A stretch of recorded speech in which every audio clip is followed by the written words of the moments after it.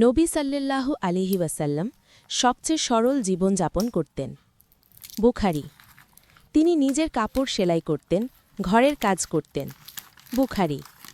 তিনি প্রতিশোধ নিতে ভালোবাসতেন না। বুখারী। কারো দোষ তুলে ধরতেন না। বুখারী। তিনি মানুষের ভুল খুঁজতেন না। তিরমিজি। খাবার দোষ দিতেন না। বুখারী। ভুলোমনা বা দুঃখী মানুষকে সান্ত্বনা দিতেন।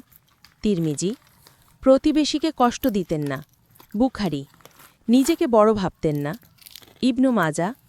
উদারতা। তিনি ছিলেন সবচেয়ে উদার, বিশেষ করে রমজানে। বুখারী। নরম স্বভাব। আল্লাহ নরম স্বভাবকে ভালোবাসেন। মুসলিম।